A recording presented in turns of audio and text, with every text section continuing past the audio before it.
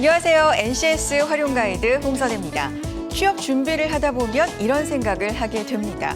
진작에 적성을 발견해서 직무 능력을 개발시켰더라면 좋았을 걸 이런 생각을 하게 되는데요. 실제로 뇌 과학 기술을 이용하면 아이의 적성을 일찍부터 발견하고 관련된 기술을 개발시킬 수 있다고 합니다. 그러니까 태어날 때부터 적성과 관계된 뇌 구조는 이미 어느 정도는 정해져 있다는 뜻이겠죠. 하지만 재미있는 건 이 적성을 어떻게 개발시키고 또 능력으로 연결시키는지는 뇌 구조보다는 뇌 기능 간의 연결성이 더 크게 좌우한다고 하는데요.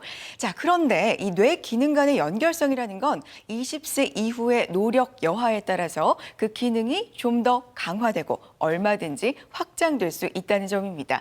조금 어려우셨죠? 자, 정리를 해보자면 적성을 빨리 찾는 것도 중요하지만 그것이 좋은 결과로까지 이어지는 건 바로 지금 이 순간 우리의 노력이 더 중요하다 이런 생각을 다시금 해보게 되는데요. 자, 요즘 성공의 필수 조건으로 부모님의 재력 그리고 경제적 뒷받침을 꼽는 분들 정말 많다고 하죠. 자, 이렇게 태어날 때부터 주어지는 조건 물론 무시할 수는 없겠지만 그 조건을 좋은 결과로 이어지게 하기 위해서 우리는 얼마만큼의 노력을 하고 있는지 다시금 돌아봤으면 하는 바람입니다. 자, 오늘도 여러분의 적성을 찾고 그것을 개발하기 위해서 노력하고 계신 우리 취업준비생 여러분 열심히 응원하겠고요. NCS 활용 가이드 특강으로 출발합니다.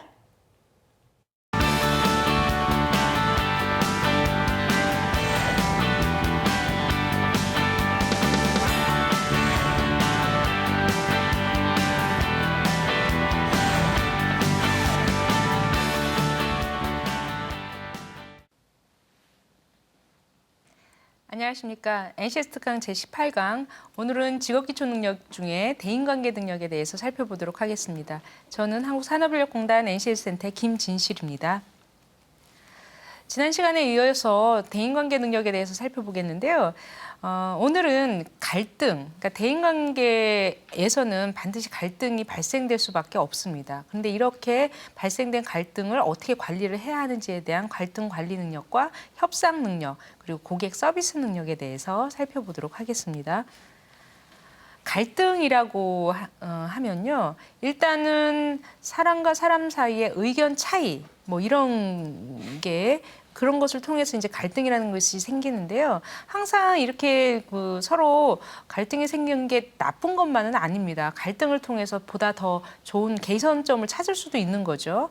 그러니까 이제 갈등은 새로운 해결책을 만들어주는 기회를 제공하기도 합니다. 하지만 가장 중요한 것은 이렇게 갈등이 발생되었다고 해서 무조건 피하지 말라는 거죠. 이 갈등을 보다 긍정적인 쪽으로 개선할 수 있도록 해야 한다는 겁니다. 일반적으로 갈등이 생기는 원인은요, 좀 감정적으로 사안을 대해서 그럴 수도 있습니다. 그러니까 똑같은 말을 하더라도 내가 좋아하는 사람이 얘기하는 것과 내가 싫어하는 사람이 얘기하면 이제 그 갈등의 차이가 있다는 거죠. 그러니까 좋아하는 사람이 얘기하면 뭐 똑같은 말이라도 그냥 넘어갈 수 있는 부분을 뭔가 감정적으로 내가 별로라고 생각하는 사람이 얘기하면 싫은 거예요. 그래서 그게 이제 갈등으로서 이제 커지는 거고요. 그리고 남이 의견 발표할 때 조금 조급한 거죠. 막 듣기가 싫은 거예요. 보통 우리나라 사람들이 경청 능력이 굉장히 떨어진다고 하지 않습니까? 남들이 얘기할 때 남들 얘기를 듣는 게 아니라 자신이 무슨 얘기를 할지 그걸 준비한다고 합니다. 여기서도 마찬가지예요. 남이 이제 많이 얘기를 하는 과정에 이제 그만 좀 잠깐만요 끊고 막 이런 사람도 있습니다. 이러면서 이제 공격하면서 갈등이 발생될 수가 있는 겁니다. 그리고 이제 핵심을 이해하지 못한 채, 그러니까 이거는 말하는 사람과 듣는 사람 다 같이 노력을 해야 하는데요. 말하는 사람도 의사소통 능력을 발휘를 해서 정확하게 핵심 포인트를 잘 말을 해야 하는데 중언부언 그냥 엉뚱한 얘기를 해서 시간을 할애할 수도 있는 거고, 또한 듣는 사람도 핵심을 잘 이해를 못하는 거예요. 이해하지 못한 채 서로 비난하는 거죠. 그리고 이제 네 번째는 우리나라가 조금 이렇게 편가르기를 굉장히 좀 잘한다고 하는데요. 편갈라서 나의 편이 아닌 다른 편이 얘기하면 이제 타협하기를 무조건 거부를 하는 겁니다. 그래서 감성적으로 이제 대응을 하는 거죠.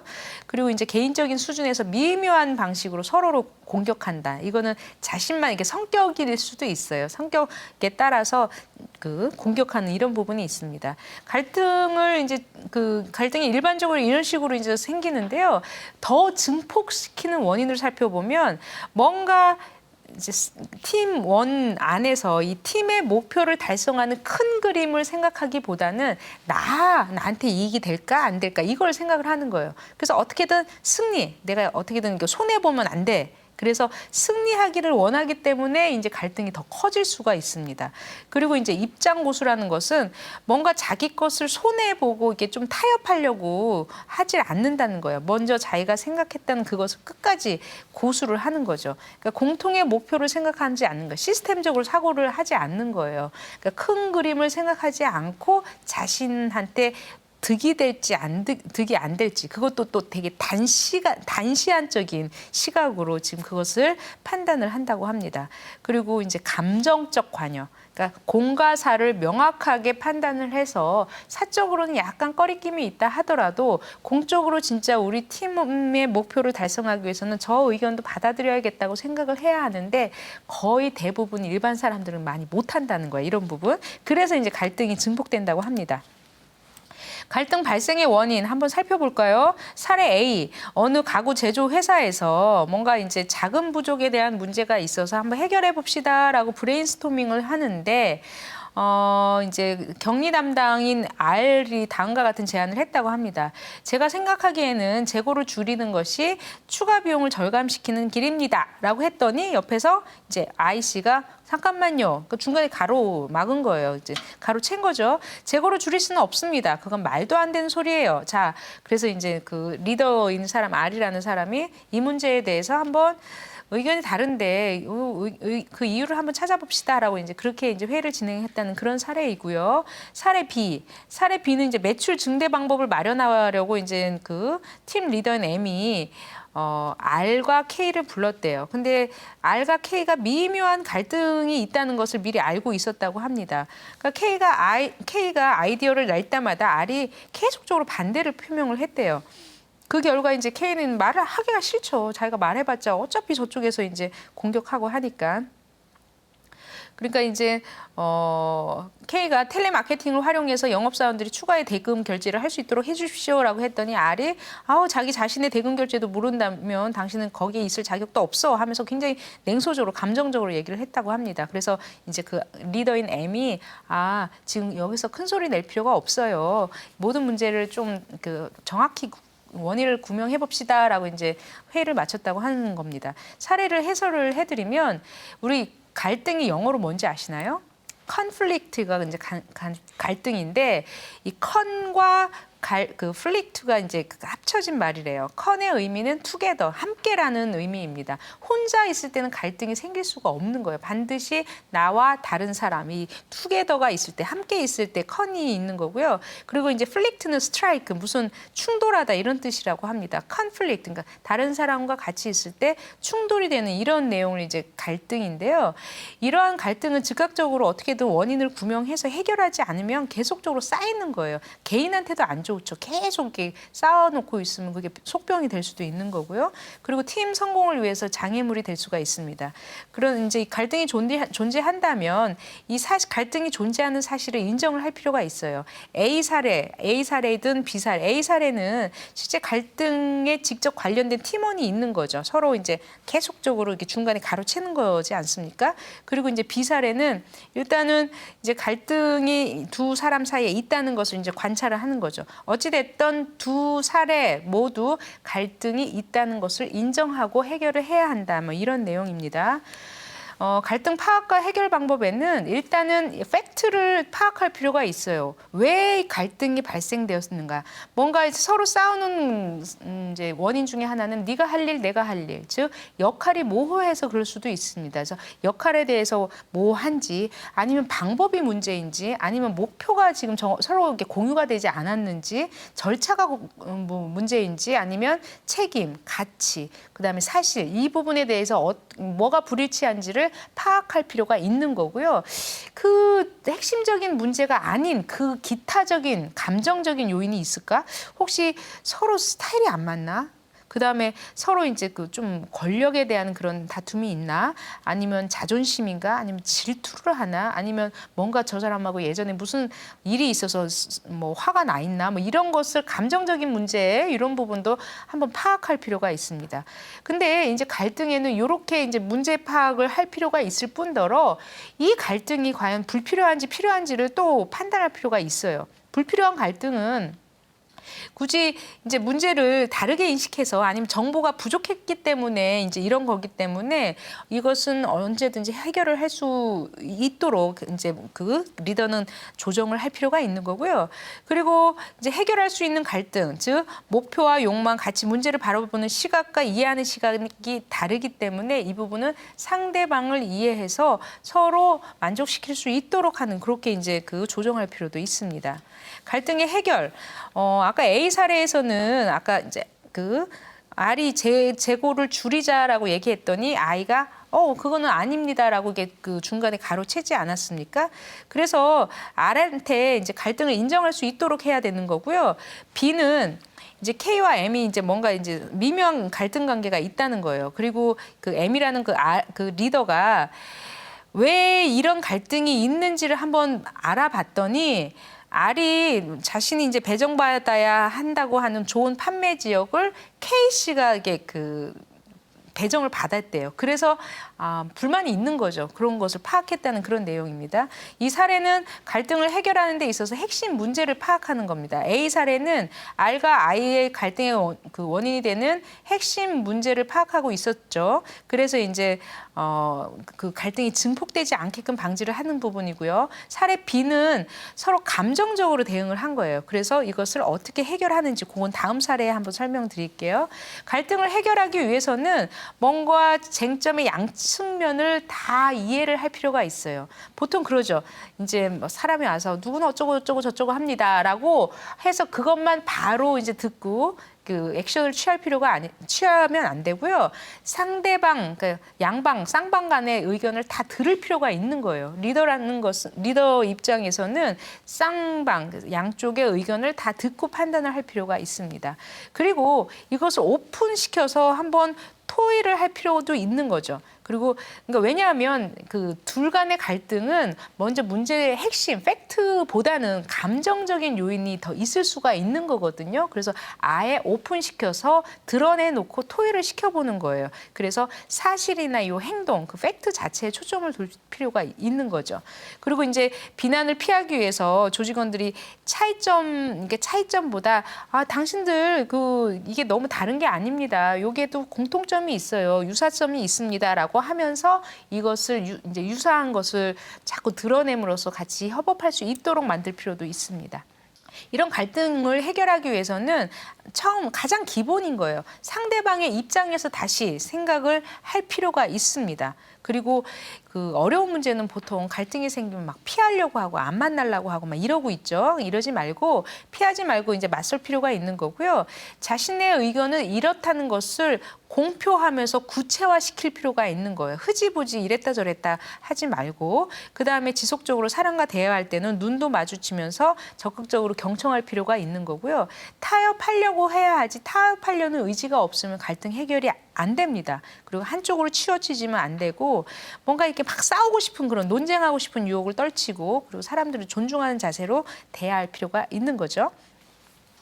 그 아까 사례를 이제 어떻게 해결했는지에 대한 그런 부분이에요. 이제 그 리더인 R은 I와 이제 타협점을 찾기 위해서 노력하기로 한 거예요. 즉 이것을 아까 이제 우리는 재고 축소를 해야 합니다 할 때는 잠깐만요 아닙니다라고 했지 않습니까? 그것을 이제 토의에 붙인 거예요. 다른 팀원들한테 과연 뭐 이제 이렇게 얘기하는 의견이 있고 이렇게 얘기하는 의견이 있는데 여러분들은 어떻게 생각합니까? 이게 공공연하게 토의에 붙여서 이제 의견을 구했다는 그런 갈등 해결 방법이고요. 사례 B는 서로 이제 R과 I는 이제 팀의 도움을 받아서 해결책을 마련하기로 했는데 이게 이제 아까 좀 A가 그 해결했던 문제 해결하고 같은 방식으로 팀원들한테 다양한 방법들을 의견을 들어서 이제 해결을 하는 그런 부분입니다. 그러니까 이 사례는 갈등 해결 방법의 모색과 관련된 사례입니다. 사례 A에서는 R이 이제 의사소통 채널을 개방해서 다른 사람들한테 이 문제에 대해서는 당신들은 어떻게 생각하느냐라고 했던 부분이고요. 사례 B도 마찬가지예요. 다른 의견들, 팀원들이 문제 해결을 위해서 어떤 노력을 할 수 있는지를 같이 참여시켜가지고 합의에 이루고 있는 그런 사례입니다. 조직이 이제 갈등이 발생됐어요. 그러면 갈등을 줄이는 방법은요. 일단 갈등이 발생되기 전에는 팀장이, 그러니까 리더가 뭔가 그러니까 목표, 역할을 주어질 때 뭔가 그 사람들, 팀원들의 미묘한 특성이라든가 개성들을 잘 파악할 필요가 있습니다. 그리고 그 성격 특성을 잘 파악해서 업무를 부여할 필요가 있는 거고요. 그리고 교차 훈련이라는 것은 상대방의 입장에서 일을 할 수 있도록 같이 훈련을 시킬 필요가 있어요. 그리고 가장 기본적인 것은 팀이 지향하고자 하는 그런 비전, 기본적인 원칙을 같이 공유할 필요가 있습니다. 우리가 가고자 하는 부분이 여기이기 때문에 당신들도 당신의 특성에 따라서 다 각자의 위치에 맞는 그런 목표를 설정하라, 이럴 필요가 있는 거죠. 그리고 이제 갈등 발생하기 전에는 이런 걸 팀장이 노력을 할 필요가 있고, 갈등이 발생한 이후에는 일단은 다른 사람들의 의견을 잘 들을 수 있도록 그 경청하고 나서 어떻게 반응할 건지를, 그러니까 경청을 안 하려고 이제 미리 자기의 의견을 개진을 해서 이제 갈등이 발생하는 경우가 많지 않습니까? 일단 다른 사람의 의견을 먼저 듣고 그다음에 이제 반응할 수 있도록 해야 되고요. 그리고 어찌됐든 사람은 다 각자의 의견이 다 있어요. 그러니까 목소리 큰 사람 의견만 들을 게 아니라 각자의 의견을 다 갖고 있다는 것을 인지하고 이제 가야 되는 거고요. 그리고 각자의 의견, 사람이 다 다르기 때문에 의견의 차이는 있을 수밖에 없습니다. 그것도 인정을 할 필요가 있어요. 그리고 팀 갈등 해결을 어떻게 해결을 해야 할지에 대해서 뭔가 이제 마련을 할 필요가 있어요. 그러니까 소위 말하면 취미 생활을 같은 사람은 취미를 통해서 해결할 수도 있는 거고요. 뭔가 이제 팀빌딩이라든가 다양한 워크숍, 조직 내가 아니라 다른 데에서 다양한 활동을 통해서 해결할 수도 있는 거고, 팀 회식도 마찬가지 좋은 방법일 수가 있어요. 일단 소통의 기회를 마련한다는 데서는 의미가 있습니다. 그리고 이제 내가 받기 싫으면 딴 사람들 하기 싫은 거예요. 그것을 인정을 해야죠. 그래서 여러분들이 받기를 원하지 않는 형태는 남에게도 주지 않도록 해야 되는 거고요. 그리고 다른 사람들로부터 그러한 그 작업을 넘겨받지 않도록 해야 할 필요가 있고, 조금이라도 의심이 있으면 반드시 그거에 대해서 명확하게 알려줄 필요가 있습니다. 그리고 이제 그러니까 정확하게 그 일에 대해서 일어날 상황이라는 것을 알려줘야지, 만약에 이럴 때는 어떻게 한다 하는 것을 가정을 하면 나중에 그걸 소위 말하면 독박 쓴다고 하는 거 있죠. 그런 상황은 이제 피할 필요가 있습니다. 그리고 역할과 책임이 어디서부터 어디까지인지를 명확하게 할 필요가 있는 거죠. 그리고 이제 다른 사람과 불일치하는 그런 쟁점이 있으면 다른 사람을 통해서 이렇게 듣게끔 하면 더 기분 나쁠 수 있거든요. 그래서 직접 나는 당신한테 이런 게 불만이고 이런 게 의견이 조금 일치하지 않는데 어떻게 생각하냐라고 직접 말할 필요가 있습니다.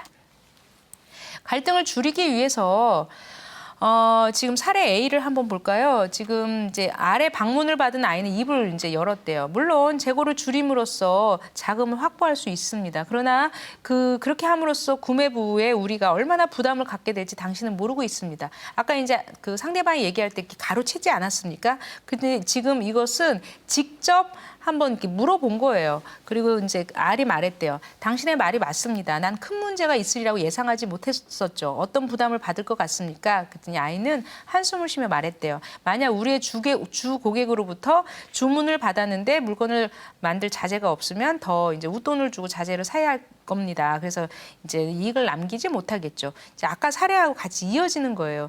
그러니까 이제 자재를 좀 줄이면 어떻게 했느냐라고 했다가 잠깐만요. 그러면 안 됩니다. 라면서 구매부에서 말하는 도중에 개입을 해가지고 이제 갈등이 발생한 상황인데, 지금은 이제 갈등을 해결하기 위해서 직접 찾아보고 그러면 왜 그런 얘기를 합니까? 이렇게 했다는 그런 내용이고요.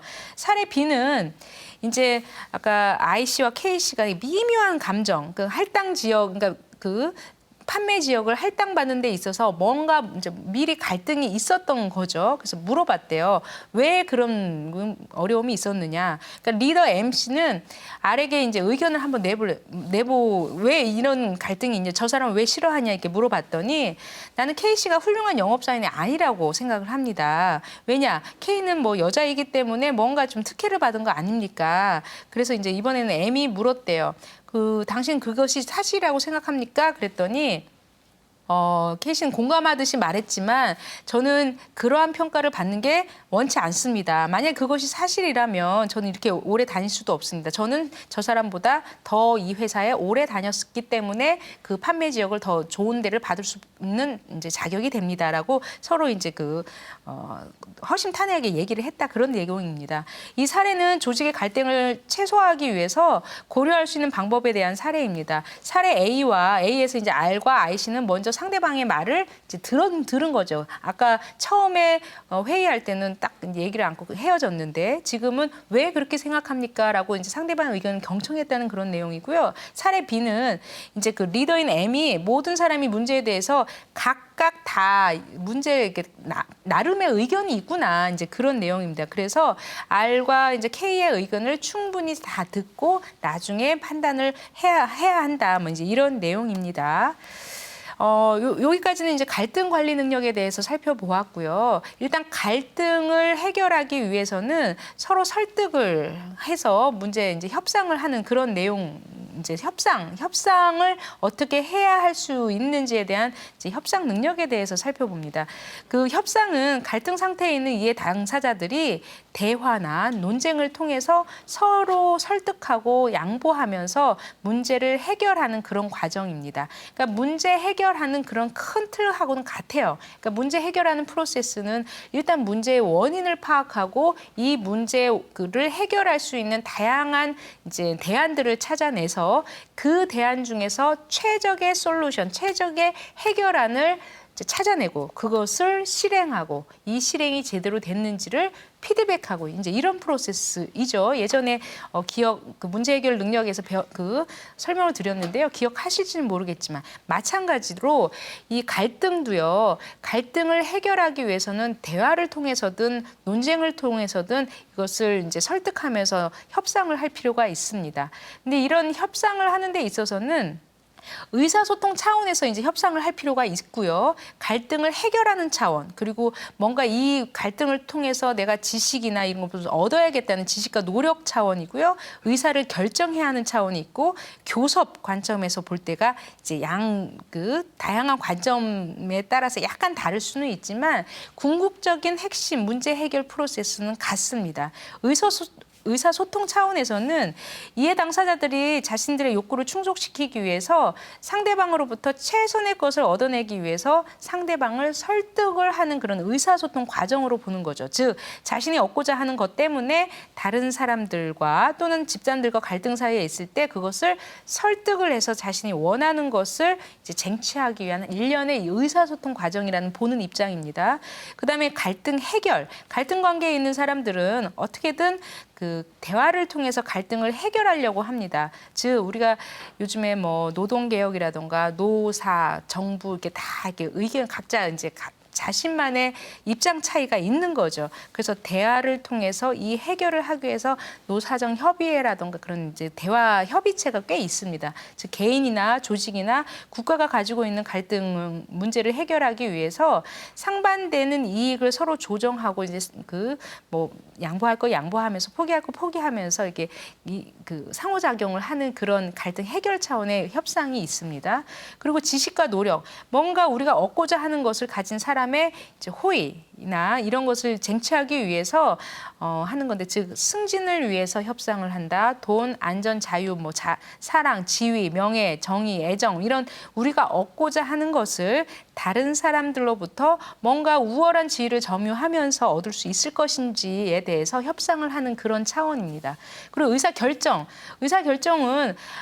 이거 마찬가지인데요. 그러니까 갈등 해결이라던가 이런 같은 맥락입니다. 둘 이상의 이해 당사자들이 여러 대안들이 있지 않습니까? 그중에서 뭔가 의사결정을 해야 하는 거예요. 그러기 위해서는 이제 다양한 대안들이 있지만 어떤 사람은 그래 비판만 하고 대안을 제시하지 않는 사람들이 있는데요. 앞으로는 대안을 얘기하면서 비판을 해야 하는 거예요. 그러니까 이 최적의 솔루션이라는 것이 완전히 만병통치약은 절대 없습니다. 하지만 그 안에서 그나마 실행 가능하면서 이게 feasibility, 그러니까 실행력이 있는 거죠. 그런 상황에서 의사 결정을 하는 상황이기 때문에 이해 당사자 중에 그나마 최적의 이익을 낼 수 있는 그런 의사를 결정하는 그런 과정, 그런 차원에서 협상을 하는 내용이고요. 교섭이라는 것은 뭔가 이게 그 입장 차이가 다른 거예요. 쌍방되는 그런 갈등에서 쟁점에 대해서 합의를 찾기 위한 과정이라고 할 수 있습니다. 둘 또는 셋 이상의 사람들이 갈등 상태에 있는 그런 쟁점에 대해서 서로 의견을 얘기하고 들어주고 하면서 합의점을 찾는 그런 내용입니다. 그런 차원에서 협상이 이루어지고 있다라는 그런 설명을 드리는 거고요. 일상생활에서도 협상이라는 것은 많이 이루어져요. K씨와 K씨 사장 사이의 임금 문제는 계속적으로 우리 조직 생활에서 있을 수 있죠. K씨는 내가 이만큼 일을 했으니까 내 수준에 맞는 임금을 쟁취해야 합니다. 그리고 사장을 설득하기 위해서 이제 이성적으로 또는 감성적으로 대화를 한다. 이제 이런 사례이고, 사례 C는 이제 L씨와 L씨의 자녀 용돈 문제로, 당신은 용돈을 이제 L씨의 자녀는 용돈을 올려주길 바라는 거고 L씨는 올려주지 않으려고 하고 있습니다. 그래서 이제 그 자녀는 애교나 공부 또 능청스러운 말동을 통해서 L씨를 설득하려고 이제 하는 거죠. 호의를 얻어내려고 하는 그런 협상. 그러니까 일상생활에서 이 협상의 과정은 굉장히 많이 있어요. 그래서 이 사례는 협상의 의미와 관련된 사례입니다. 협상이라는 것은 갈등 상태에 있는 이해 당사자들의 대화, 논쟁을 통해서 서로를 설득해서 문제를 해결하려는 그런 이제 정보 전달이나 의사결정 과정입니다. 사례 B는 이제 임금 문제, 그리고 사례 C는 L씨와 L씨의 자녀의 용돈 문제. 그러니까 항상 일상생활에서 협상을 해야 할 상황은 있습니다. 이 상황에서 아까 얘기했듯이 그 의사결정을 하는 그런 과정에서 상대방을 이해하고 경청하고 내 고집만을 부리지 말고 공과 사를 잘 분간을 해서 개인적인 감정적으로 대하지 말고 이제 그런 쪽으로 협상을 할 필요가 있는 거죠. 이제 마지막 이제 고객 서비스 능력인데요. 우리가 조직 생활, 직장 생활을 하기 위해서는 내부 고객이 있죠. 내부 고객이라면 내 팀원들, 내 가족들, 이런 내부 고객이 있고요. 그 외적인 우리가 상대하는 고객들, 이제 공단 같은 경우는 국민들이 있겠죠. 그리고 내 외부 고객을 모두 중시할 필요가 있습니다. 그러니까 고객 서비스라는 것은 다양한 고객의 요구에 맞게끔 그에 맞춤형 이제 양질의 서비스를 제공하는 거죠. 그러니까 내부 고객, 외부 고객을 같이 중요시해야 돼요. 무조건 외부 고객만을 만족시킬 수는 없습니다. 외부 고객을 만족시키기 위해서는 우리 직원들이 내부 고객이 먼저 기분 좋게 만족을 해야만 좋은 서비스가 가는 거예요. 어떤 사람들은 그냥 무조건 막 직원들은 막 홀대하면서 외부한테 잘하라. 그게 이제 감정 노동일 수가 있는 거거든요. 그러니까 텔레마케터들 굉장히 그 감정 노동과 어려움이 많이 있다고 해요. 외부한테는 안녕하십니까 굉장히 친절하게 얘기를 한다 하더라도 정작 그러니까 본인 스스로는 그걸 만족을 못하는, 그래서 감정 노동이라고 해서 스트레스를 많이 받는다고 합니다. 그리고 이제 고객이 정보나 이런 부분을 쉽게 접근할 수 있도록 홈페이지나 아니면 요즘엔 최근에 스마트폰을 통해서 정보를 아주 쉽게 접근하는 이제 제공하는 부분도 있고요.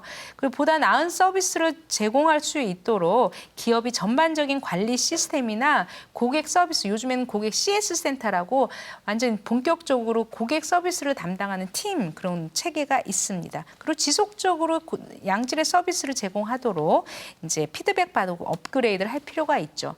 많은 백화점이라든가 서비스 이제 산업에서 이런 서비스 보상 제도, AS 제도 이런 고객 서비스 시스템이 잘 마련되어 있습니다. 그러니까 고객의 불편을 최소화하기 위해서 서비스 보상 제도를 실시하면서 불친절이나 약속을 불이행한다든가 상품의 하자나 애프터 서비스 하자가 있거나 광고 가격이 오류됐을 때는 반드시 이것을 보상해 주겠다. 이런 게 많은 요즘에는 기업에서 하고 있죠. 그다음에 고객이요, 불만을 제시하는데 거만하게 하는 형태가 있습니다. 이럴 때는 정중하게 우리가 대할 필요가 있고요. 뭔가 의심하는 사람들이 있습니다. 그럴 때는 정확하게 근거나 증거를 제시해서 그 사람의 불만을 제거할 필요가 있고요. 무조건 트집을 잡는 경우가 있습니다. 이럴 때는 상대방의 입장에서 손님의 말씀이 맞고 그 손님의 저도 그렇게 생각하고 있습니다만은 하면서 항상 그 사람 입장에서 의견을 경청하고 진중하게 진지하게 사과를 할 필요가 있고요. 빨리빨리 해달라고 하는 그런 고객한테는 뭔가 이렇게 시원스럽게 처리할 수 있도록 해야지 막 꼼지락꼼지락 하면서 더 이렇게 화를 북돋으면 안 되죠. 그러니까 빨리빨리 하는 그 고객에게는 그에 맞게끔 신속하게 대응할 수 있도록 해야 합니다. 그러니까 고객의 불만에 맞춰서 서비스를 할 필요가 있는 그런 사례를 지금 말씀드렸습니다. 네. 지난 시간에 이어서 이번 시간에도 그 대인관계 능력에 대해서 살펴보았는데요. 오늘은 대인관계 능력의 갈등 관리 능력, 협상 능력, 그리고 고객 서비스 능력에 대해서 살펴보았습니다. 예, 경청해 주셔서 감사합니다.